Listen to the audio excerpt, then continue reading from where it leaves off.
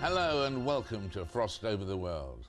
Later in the programme I'll be talking to soul singer Beverly Knight, discussing the French elections and exploring the phenomenon of honour killings. But first of all, dramatic news this week from Bangladesh. The story so far, just for a moment. Back in 1991, the military government was toppled through a people's uprising, led jointly by Khalida Zia and Sheikh Hasina.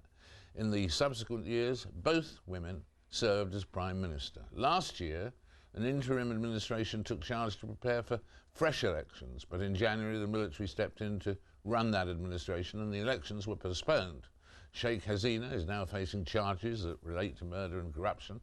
Last week she was blocked from boarding a flight home from London after the military-backed government barred her from returning. But now there's amazing news this week about that, and we're delighted to be joined by the former Bangladesh Prime Minister, Sheikh Hasina. Welcome. It's so good to have you with us.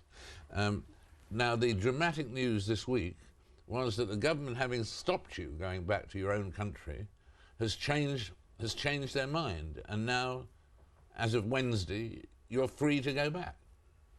Well, yes, thank you very much for giving me this opportunity. It's wonderful to meet you here. And you're very correct that first they put cases against me, they issued warrant against me. Then I think it is a tremendous pressure from people of Bangladesh, home and abroad, then world leaders, and especially the world media. And that's why they withdraw the ban. Now I can go back to my country, and I am going back very soon. Soon as possible, I am going back. And you will then you will have the opportunity to, in person, to fight these charges that have been made. You'll be able to.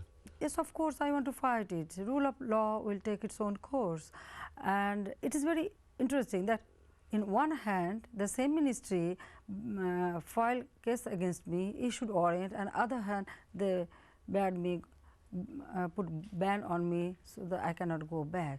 So when I raise this issue, perhaps then, and of course when I will go, I will face the case, because I know very well that all these charges and case totally false.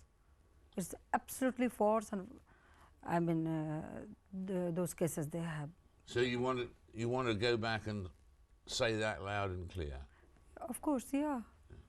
You know, my people are with me, so I will, fight this back with the, in one hand politically, other hand, I mean through judicial. So I want to place before. Do you want to be? I'm sure you do. Do you want to be Prime Minister of Bangladesh again? Well, it's depend on our people.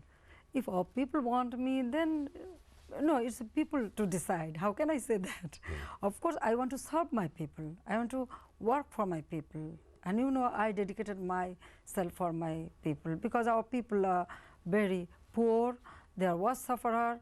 At this moment, they don't have any political right, they don't have any right to speech, or they are suffering from economic problems. So I want to assist them, because my father had a dream. He wanted to build up Bangladesh as poverty-free country.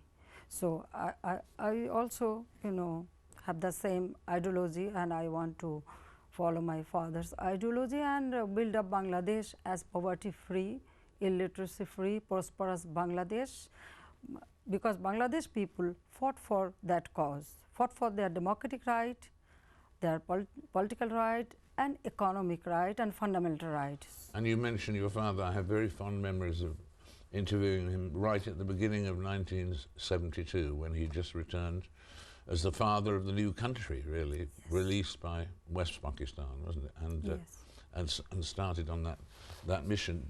What do you think you could do if you're re-elected? The thing people always talk about, the problem being basically too much corruption in Bangladesh. Is it possible to wipe that out or get rid of it?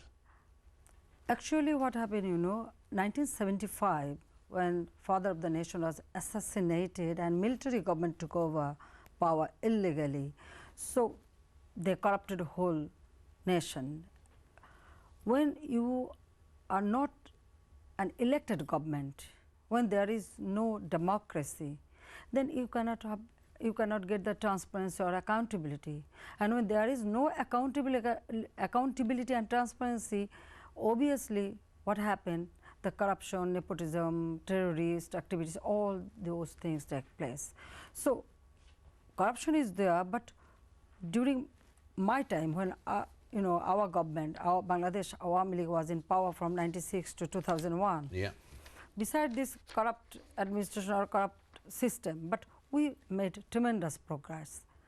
Our country, we had 4 million metric ton food deficit. We developed and we increased the production, and country become self-sufficient in food. Our literacy rate was only 45%. We increased up to 66%. Like our power generation was 1600 megawatt. We increased about 4,300. So that way, we ensure people's fundamental right and the food security of the country. Our poverty reduction rate was 1.52%. So we started reducing the production, the poverty. So poverty is our main enemy and main cause. So we devoted that. So I am very much confident with the help of people and our friends, home and abroad, definitely we can develop our country and we can curb the corruption. But now I think that they should hold election as soon as possible. Otherwise, without transparency, without elected government, you know, country cannot run for a long time, and the poverty, the corruption you cannot stop. Then again the same cycle will start, what happened after 75. So we don't want that. We want true democracy and democratic right of our people. It's a very, very great joy to have you with us. You're going to go back home to face all these issues in a week or two, yes?